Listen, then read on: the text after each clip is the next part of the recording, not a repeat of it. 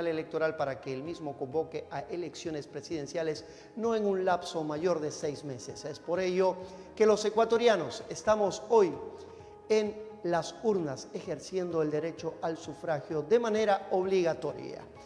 Para esto hemos invitado a Gustavo González, catedrático argentino, con quien vamos a conversar cómo se ve el Ecuador desde fuera, cómo se analiza la situación que vive este país desde los países hermanos, desde los vecinos, en este caso Argentina, que a propósito también estuvo en las urnas el pasado domingo y donde Javier Milei sorprendió a Latinoamérica con los resultados obtenidos. Es importante hablar con personas, con actores políticos que pueden ver lo que ocurre en Ecuador desde otro punto de vista. Ecuador que en este proceso presidencial incluso sufrió el atentado contra Fernando Villavicencio, el mismo atentado que le costó la vida. Fernando Villavicencio era un candidato a la presidencia, postulaba a la presidencia de la República del Ecuador en estas elecciones. Creo que estamos conectados, producción, si nos ponemos ya a Gustavo. Gustavo, ¿nos escuchas? Buenas tardes en Ecuador, bienvenido a Naranjal TV, gracias por estar con nosotros. Franklin, un gustazo, gracias por la invitación y es un placer una vez más verte. Gracias una vez más a ti por aceptar esta invitación. Hace mucho tiempo que nos conversábamos y espero pronto estar de visita en tu país. Gustavo, hoy Ecuador enfrentado a las urnas, una situación bastante atípica, no se esperaba que esto ocurriese. Nosotros tendríamos que haber elegido presidente en enero o febrero del 2025. ¿Cómo se ve esto desde Argentina? ¿Cómo analizan? ¿Qué se dice en la prensa de lo que ocurre en Ecuador? La verdad, Franklin, que si hay una palabra que puede sintetizar cómo por lo menos Argentina los mira a nuestros hermanos, ¿no? Aquellos que nos sentimos latinoamericanos, es dolor, es dolor. Porque un país que está enfrentando algo tan hermoso que es una elección. No hay nada, para los politólogos no hay nada más lindo que ir a elecciones y en el medio de esta elección nos encontramos, ustedes se encuentran, pero también nos afecta América Latina con un candidato a presidente ni más ni menos que asesinado, con una crisis económica que realmente nos sorprende a todos y con un clima de inseguridad que ustedes lo padecen, nosotros también, los argentinos también, pero que bueno, no es de las mejores situaciones en las cuales los ecuatorianos van a ir hoy en algo que tiene que ser una fiesta de la democracia, ¿no? Efectivamente, lo que mencionabas, ¿no? La inseguridad. Hace poco que estuve en tu ciudad, en Buenos Aires, una mañana despertaba en el hotel con un informativo donde la noticia del día era que un joven había ingresado aparentemente a vender algo a los usuarios de un restaurante, había colocado algo sobre el teléfono celular de una de las personas, de uno de los comensales, y la señora le decía que no quería y al retirar el producto pues se iba llevando el teléfono. El propietario del establecimiento salió, agarró al joven, lo tiró al suelo, le quitó el teléfono, se lo devolvió a la persona en cuestión, a la señora. Y eso fue noticia nacional. Incluso el dueño del establecimiento luego le ofreció trabajo a esta persona para que no cometa este tipo de actos. Y yo me sorprendía. Eso en Ecuador no ocurre, Gustavo. En Ecuador entran las personas con arma de fuego en mano, desvalijan a todo el mundo y si alguien hace un movimiento raro o que disguste a los antisociales, le disparan, lo matan. Las muertes, los asesinatos ocurren por decenas diariamente. No sé si esto se sabe en Argentina. Gente decapitada, masacres en las cárceles con 80, 100, 120 muertos en una noche. Esta situación, como tú decías, Argentina vive también delincuencia, pero es incomparable. Lo que vive Ecuador es inconmensurable realmente. Sí, es incomparable y también estamos al tanto de lo que está sucediendo en tu país, que seguramente lo siente con muchísimo dolor. nosotros tenemos algunas zonas focalizadas. Por supuesto que también Argentina es uno de los países más hipertrofiados del mundo. Esto quiere decir que estamos todos concentrados en un sector, en el conurbano bonaerense y en la capital federal, con todo lo que ello implica. Entonces, hoy tenemos un epicentro, la Argentina es noticia nacional, por una zona que es Rosario, que es una gran ciudad, que está ocurriendo, vamos en camino de lo que es Ecuador, lo que fue Colombia en algún momento, donde las bandas narcos empiezan a ser un epicentro y a estar en paralelo con el Estado. Son casi estados paralelos o microestados paralelos en algunos lugares del conurbano, en algunos barrios de la capital federal y en algunos lados de Rosario. Con lo cual, claramente, Franklin, en América Latina, el narcotráfico, las drogas han hecho estragos, y a nosotros que nos gusta la política es una variable nueva a analizar, ¿no? Cómo esta variable que hace, no sé, 30 años atrás ni siquiera la teníamos en cuenta, sobre la relación entre la democracia y el narcotráfico, el sufragio y la droga, nunca, digamos, nuestros viejos manuales de ciencia política no hablaban en lo más mínimo de esto, porque no era un tema relevante en las democracias contemporáneas. Sin embargo, parece que de a poquito nos estamos acostumbrando, habituando, no sin sorprendernos, pero cómo hay una asociación entre esta democracia y algunos nuevos elementos que tienen que ver con la relación de los narcos con la política. Y ustedes lo sufren, lo han sufrido casi en una escena dantesca, ¿no? Porque matar a un candidato a presidente, realmente hay pocos antecedentes en América Latina, sí lo hay en Colombia. Nosotros tuvimos hace poco un hecho con la vicepresidenta de la Nación, de una persona que intentó dispararla. Parece que ha sido medio un loco suelto o algo parecido, pero no así una idea donde la política está asociada con la violencia política, ¿no? En una América Latina que, desgraciadamente, tiene muchas historias sobre esto. Casi todo el siglo XX ha sido de una América Latina con violencia política. En otros momentos con violencia guerrillera, subversiva o de movimientos sociales, como les quiera llamar, pero tenía que ver esto. Hoy nos estamos encontrando con que la política está asociada con estos nuevos elementos que realmente pareciera haber pocas respuestas por parte de la política. Parece estar perdiendo la batalla la política con el narcotráfico. Efectivamente, acá se hacía alguna mención, incluso se supo de una candidata, ya candidata inscrita al Parlamento, a la Asamblea Nacional, a la que se le allanó su vivienda y se encontró armas de fuego de grueso calibre, montones de fajos de dólares, municiones, estupefacientes. Es increíble, ¿no? Lo que pasa en América Latina. Esto ¿cómo lo analizas tú, ¿no? Como politólogo, como catedrático? Veía hoy en tu hermoso país cómo el candidato que sustituye a Fernando Villavicencio, cómo el candidato que lo suple tiene que ir en un chaleco antibala. O sea, nada, es algo que pareciera irrisorio, ¿no? Pareciera una escena del Far West, más que de una democracia moderna. Y nosotros, la verdad, que América Latina, después de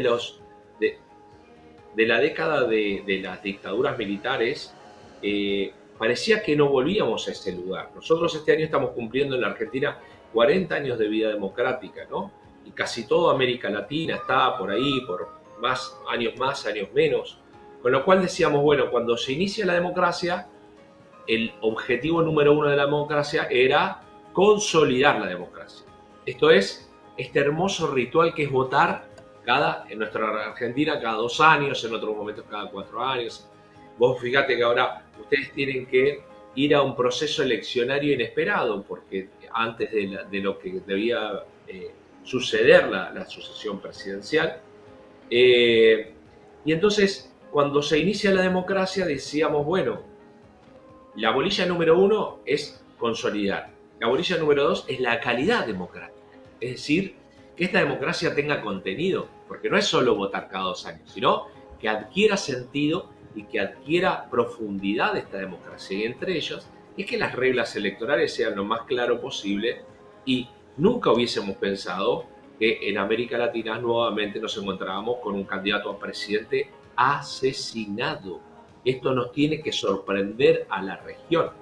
No solo nos tiene que sorprender, tenemos que tomar cartas en el asunto, porque, perdón si me meto mucho más de la cuenta, Franklin, pero No, no, por también supuesto, dentro sigue. de los conceptos de Estado que nosotros conocemos, son estados fallidos. El caso típico siempre ha sido Haití, es decir, un Estado que no puede siquiera controlar la seguridad de su propio Estado. Esto es jovesiano, esto es del siglo XVII.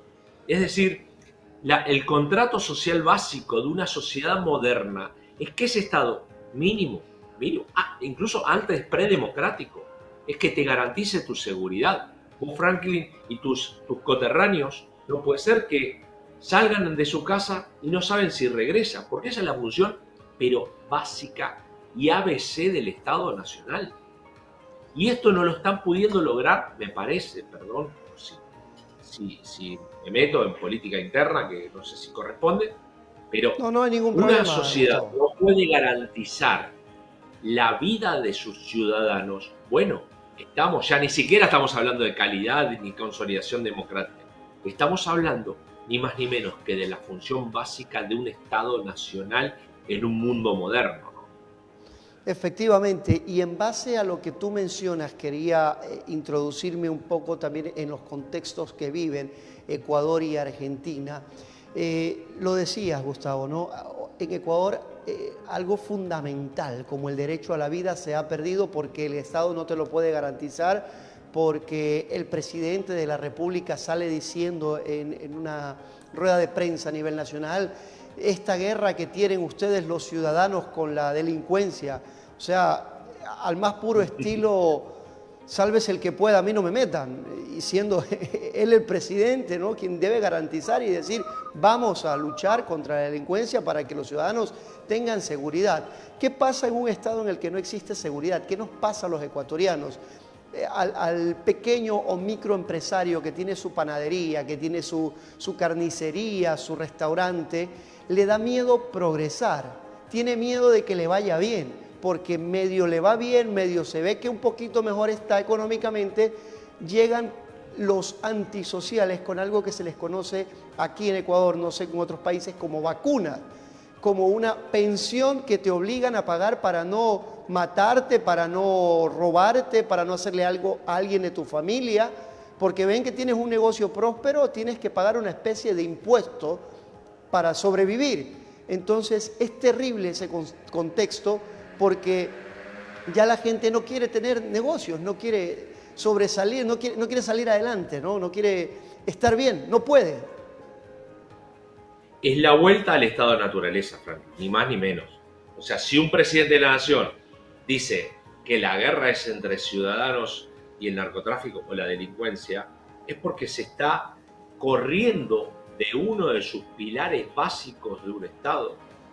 Es decir, la batalla es entre el Estado y la delincuencia, entre el Estado y el narcotráfico, no entre los ciudadanos, porque si no, entonces ¿qué hacemos? Le entregamos un arma a cada ciudadano y que cada uno se arregle como pueda y sálvese quien pueda. Eso es el estado de naturaleza básico. Eso es renunciar a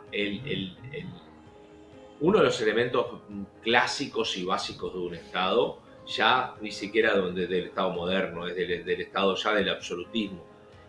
Por lo tanto, si un ciudadano se encuentra en una situación en donde que a vos te vaya bien, significa que te pueda ir peor. Y bueno, estamos retrocediendo muchísimas bolillas, ¿no? A punto tal de que, bueno, vivimos en una América Latina. África siempre fue el continente más pobre. América Latina fue, y hace mucho tiempo, es uno de los continentes más desiguales. Y en esto también nos La tenemos que brecha hacer es muy cargo como grande. democracias modernas. Las democracias modernas no pueden hacerse los distraídos y los políticos no se pueden hacer los distraídos. Mirá, Franklin, nuestro primer presidente de la democracia en el año 1983 se llamó Raúl Alfonsín. Decía Raúl Alfonsín, con la democracia se come, con la democracia se cura, con la democracia se educa. Bueno, después de muchos años de democracia en América Latina, pareciera que no hay país de América Latina, salvo alguna excepción como el Uruguay, que estas democracias no tengan esas promesas incumplidas. Y entonces nos encontramos a esta situación en donde, por ejemplo, los partidos políticos están devastados. Los partidos políticos han perdido credibilidad. Hablamos hace mucho tiempo, esto sí, de crisis de los partidos políticos. Ya me animaría a decir que no es una crisis. Estos partidos políticos han llegado para estar así de una manera ilegítima totalmente. El ciudadano entiende que vote al partido que vote va a ser más o menos lo mismo, no encuentra alternativas. Por eso es que se está observando en varios lugares outsiders de la política, personas que vienen por fuera de la política, sin estructuras partidarias, sin partidos políticos, en los cuales, bueno, ustedes lo están teniendo, ¿no? Tienen un personaje también que aparece, digamos, que es un hombre que viene del área militar y que aparece como salvador de la patria de Ecuador ahora, y entonces aparecen estos casi mesías de un elemento casi mesiánico, sin partido político, y la gente, después de haber optado por los partidos tradicionales, dice: pero si ninguno de estos me ha solucionado absolutamente nada, capaz que la solución venga por la ventana, ¿no? Capaz que la solución venga por aquellos que hasta ahora no han participado y que no tienen estructura alguna, y quizás probemos con algo nuevo. Y esto también puede ser peligroso. Lo vimos en Bolsonaro en Brasil, Trump, que si bien se inserta en el partido republicano y entra en una estructura, Boric en Chile, en Hungría, en Italia, es decir, personas que vienen por fuera de la política, y parece que todo el sistema político de todo el siglo XX y siglo XXI no sirvió para nada, y ahora viene una persona que viene a solucionar todo. Y esto también puede resultar peligroso.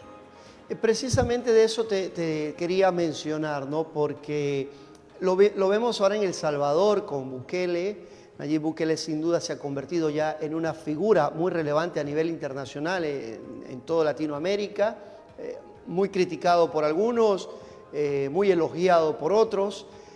Lo que mencionabas del candidato en Ecuador, Jan Topic, que aparece con un discurso bastante radical.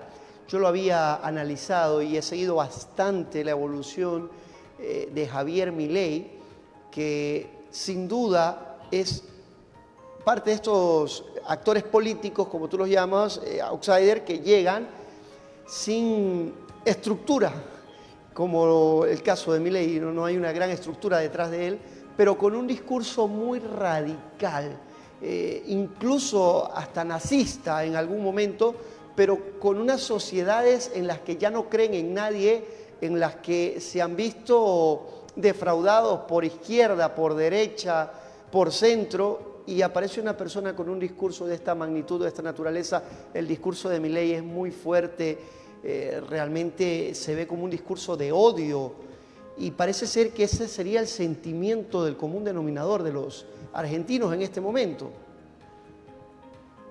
Mirá, Franklin, vos has estado hace algunos meses en la Argentina, y justamente en el congreso que vos generosamente me has invitado, justamente mi objeto de estudio ha sido el discurso de Milei, ¿no?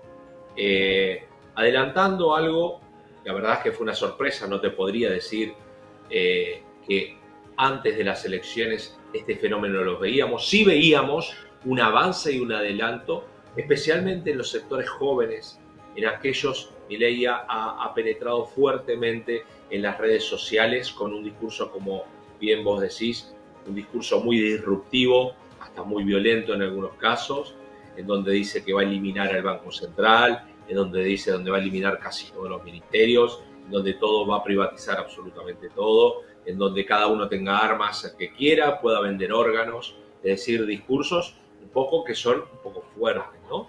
Pero se inscribe dentro de una lógica analítica que, sin por supuesto justificar, pero la República Argentina, como te decía, estaba cumpliendo 40 años de vida democrática. En estos 40 años gobernó, los dos grandes partidos eran el radicalismo y el peronismo. El radicalismo ha gobernado los primeros 6 años de la democracia, luego ha gobernado el peronismo los 10 siguientes años, luego ha gobernado el radicalismo, y se ha ido el presidente en un helicóptero por un estallido social en el 2001. Pasaron 5 presidentes en una semana en el año 2001. Luego volvió el peronismo durante 12 años. Luego gobernó un tercer partido político que es el PRO. Ahora gobierna el peronismo de vuelta.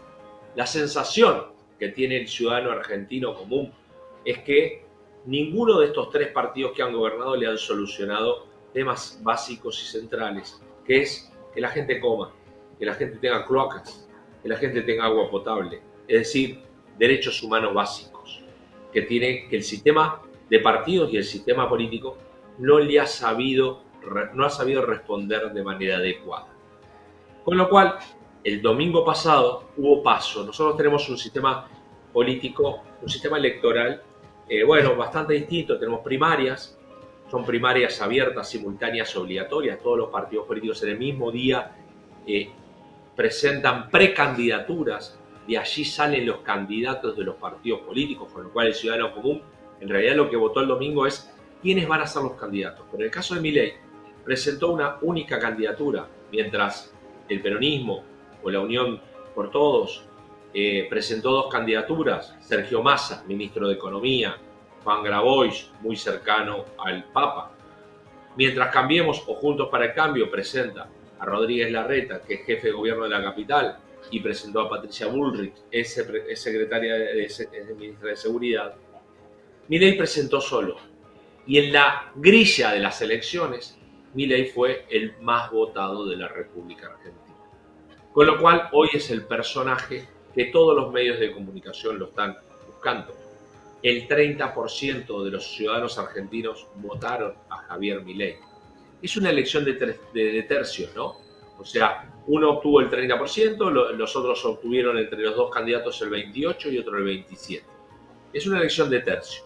Pero la verdad es que nunca jamás en la historia argentina alguien por fuera de la política, sin estructuras, con todo lo que ello implica, son 24 provincias, un país federal, un Milei que no tiene un solo gobernador, un solo senador, un solo intendente, y gana Franklin, no donde pensábamos que iba a ser una muy buena elección, que era capital federal y el conurbano, sino que se convierte en un fenómeno federal. Gana en lugares impensados, en provincias donde son, te diría, casi feudales, donde gobierna una misma persona desde el año 91, donde gobierna el mismo partido político hace 70 años. Ganó Javier Milei hasta en municipios inesperados, con lo cual se convierte hoy en un fenómeno que hay que tener en cuenta y por lo menos llama la atención a los partidos políticos tradicionales y por supuesto a todos los analistas, ¿no? Bastante interesante. Vamos a estar muy al pendiente acá en Ecuador de lo que ocurra en Argentina, por supuesto. Yo tuve la oportunidad de conversar con el parlamentario, si no me equivoco, es Alberto Asef, diputado nacional, no sé si tengas el gusto de conocerlo, y sí, claro. nos mencionaba sobre el tema que Milei propone, que era la dolarización, ¿no? por la devaluación de la moneda de Argentina. Y me preguntaba, porque en Ecuador vivimos ese cambio del sucre al dólar, me dice, ¿qué pasa ahí? Un taxista me decía, Javier Milei dice que lo va a poner a 400, puede ser, 400 pesos. Me dice, ¿usted cree que lo pueda? Le digo, no, lo pondrá a 4.000. ¿Por qué? Porque en el momento en el que sepan que se va a dolarizar, eso se va a disparar y eso será incontrolable. Más allá de eso, le decía a CEF que lo que viene después de una dolarización no está escrito. O sea, no lo prevé nadie y yo se lo puedo decir desde la base del haberlo vivido, de la experiencia. ¿Qué viene después de la dolarización? ¿Quién sostiene eso? Lo tiene que sostener un grupo de migración. Ahí tendrán que salir muchísimos argentinos, migrar a otros países para poder enviar remesas que sostengan económicamente al país, porque la devaluación será tan grande y luego hay algo que se llama redondeo, que es que lo que costaba, me invento, al cambio 87 centavos de dólar, al día siguiente costará $1. Entonces ya no solamente es lo que pierdes en el momento de la devaluación por el cambio, sino el redondeo. Y eso es terrible. Nos pasó en Ecuador, donde gente decía, yo tengo 2,5 millones de sucres y me puedo comprar esto, y cuando se dolarizó todo resulta que tenía $100 en el banco y con eso no iba ni a la esquina. Entonces, lo que viene después es catastrófico para un país.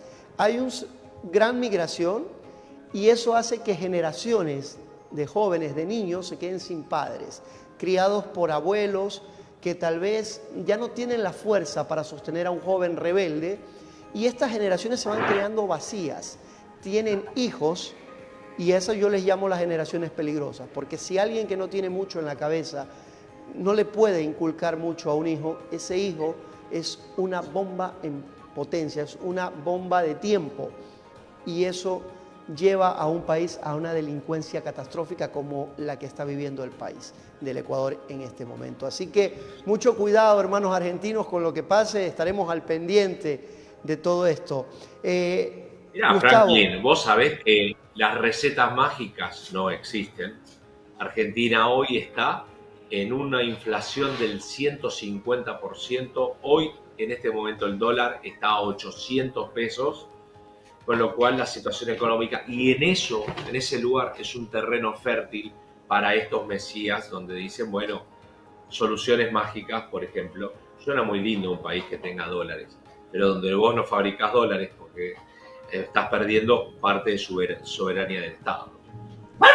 y pierdes algo muy importante como es la política monetaria. No puedes ejercer nada contra los demás países en el comercio internacional porque tú no puedes hacerlo. Dependes de cómo funciona el dólar en otros países y bajo la comercialización de otros países. Gustavo, estamos llegando hasta el final de esta entrevista. ¿Alguna situación o algo que tú hubieses querido mencionar que creas que no se te ha preguntado?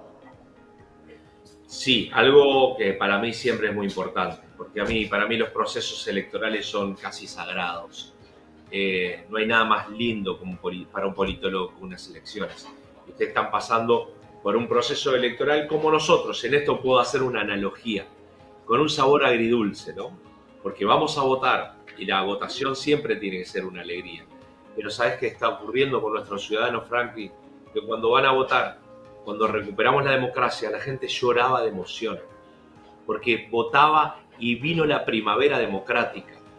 Luego de unos años, la gente no se emociona, pero no solo no se emociona, va como en nuestros países que el voto es obligatorio, va porque tiene que votar, pero realmente con un clima de desesperanza muy grande.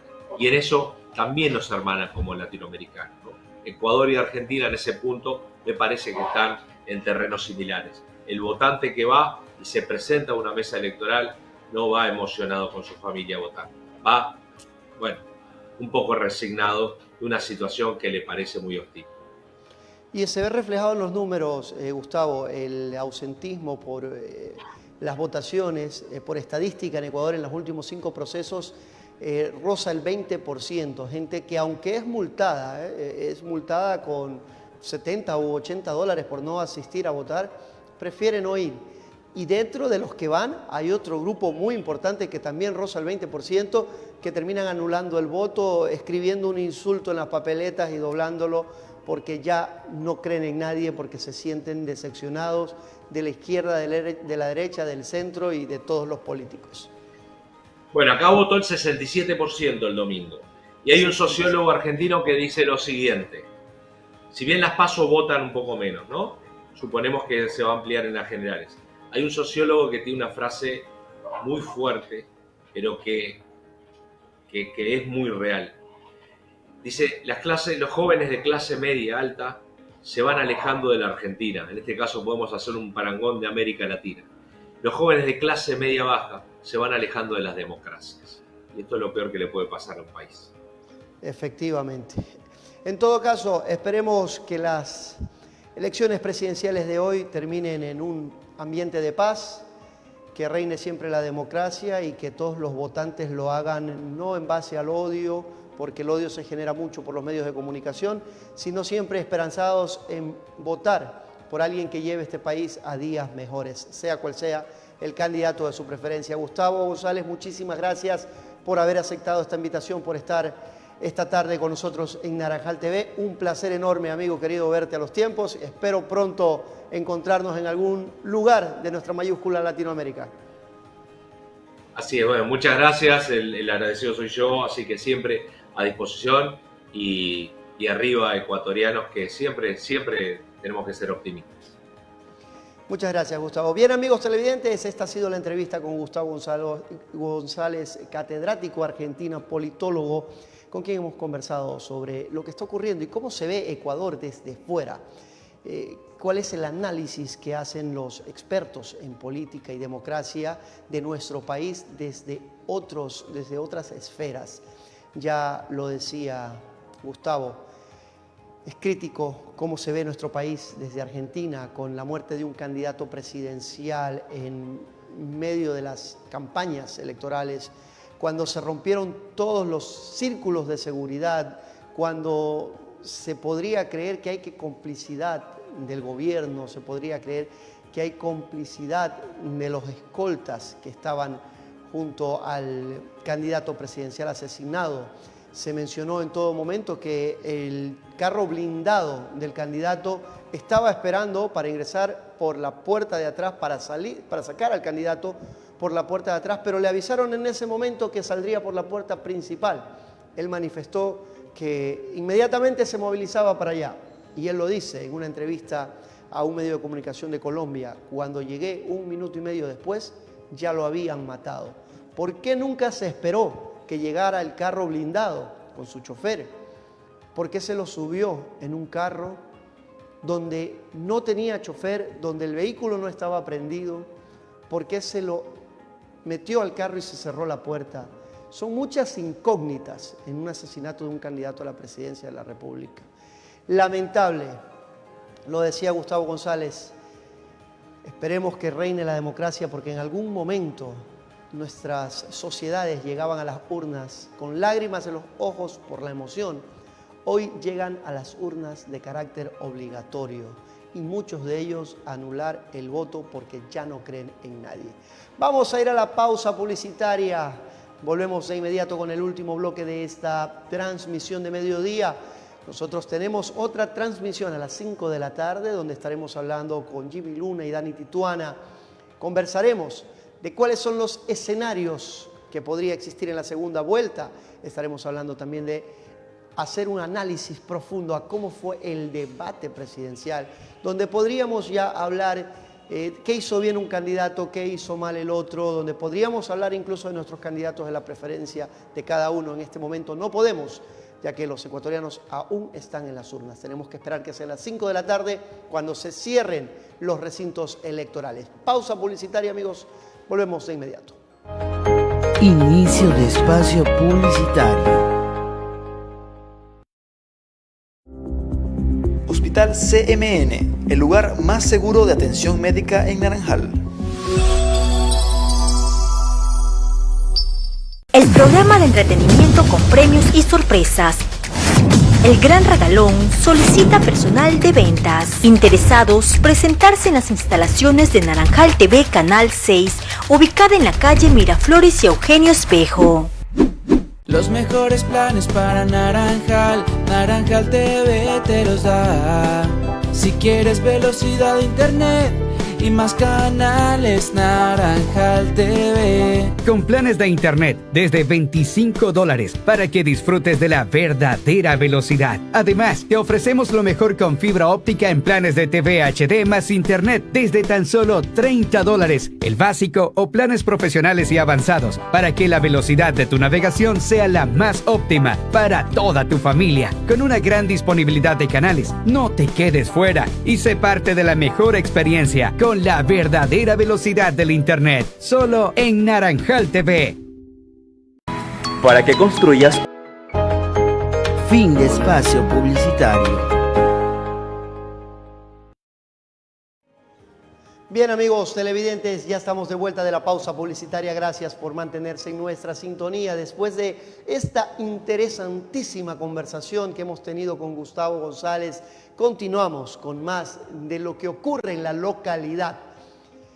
Nuestro reportero Paul Reyes estuvo en diferentes lugares del casco naranjaleño, el casco comercial, donde pudo apreciar que hay varios comerciantes que se encuentran contentos porque están realizando su negocio, ya sea con venta de refrescos, comidas o plastificando el documento conocido como carnet de votación, como certificado de votación. Veamos el reporte que nos trae Paul Reyes. Uno de los temas, como lo habíamos comentado, es que sobre los vendedores no podían estar cerca de los recintos electorales. Hasta el momento no se ha presentado ninguna anomalía con el tema de la seguridad, no han tenido problemas con las ventas, le han llamado la atención. Los municipales y la comisaría saben hacer su trabajo y nos dan las facilidades para que nosotros podamos exportar nuestro producto. No, en ese sentido no ha habido problema. Hasta ahorita yo todo bien, veo todo tranquilo y no ha pasado nada. Se ve mucha normalidad, se ve mucho orden en todas las fuerzas mayores que están aquí presentes, respetando las debidas normas que ha puesto el Consejo Nacional Electoral.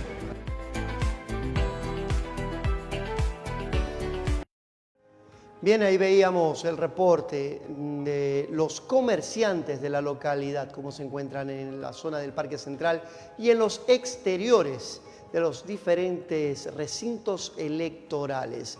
Las personas también están llegando, las personas llegan a ejercer el derecho al sufragio. Paul Reyes conversó con alguno de ellos.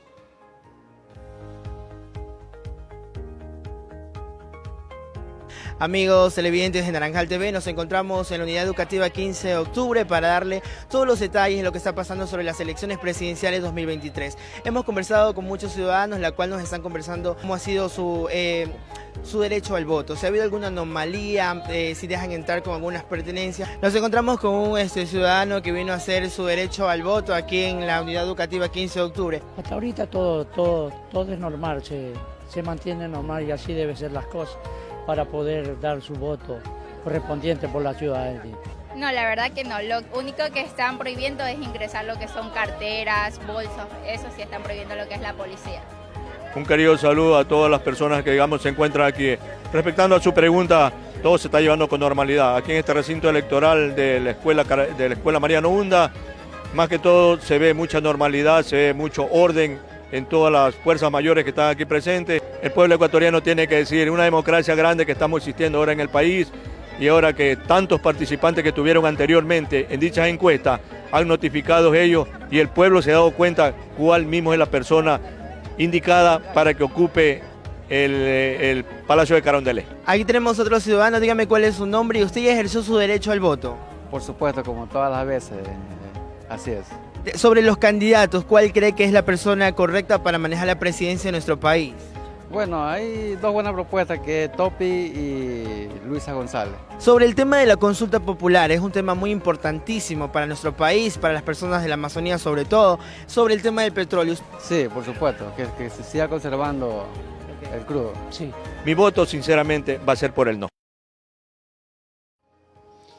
Bien, amigos, ahí veíamos el reporte de Paul Reyes conversando con ciudadanos quienes hablan sobre sus candidatos de preferencia, otros, por supuesto, sienten que todo está normal, que no hay irregularidades y que todo se lleva con normalidad y tranquilidad en las diferentes juntas receptoras del voto. Pero nosotros lo mencionábamos en la mañana y no podemos dejar de decirlo una vez más. Nos percatamos que no se retiró la publicidad política en las cercanías a los recintos electorales, como podemos ver en pantalla, ahora mismo en pantalla dividida. Había mucha publicidad política de partidos, de candidatos. Por ahí vemos alguna publicidad incluso de Fernando Villavicencio, quien lamentablemente en este proceso electoral perdió la vida a manos de delincuentes. Aquí está, esto junto al Palacio Municipal, vemos cómo hay publicidad política, vemos ahí publicidad de la Revolución Ciudadana, Fernando Villavicencio, Partido Social Cristiano. No se retiró esta publicidad política. La misma debería o debió haber sido retirada incluso desde el día de ayer. Bien, amigos, así llegamos hasta el final de este espacio. Nosotros volveremos a las 5 de la tarde con una nueva transmisión. para llevarles los pormenores de todo lo que ha ocurrido en esta jornada electoral. Mi nombre es Franklin Palomino, un placer acompañarlos. Nos vemos más tarde. Excelente tarde. La transmisión de Ecuador Decide, Elecciones Presidenciales 2023, llega gracias al auspicio de Ecomármol, diseño e innovación.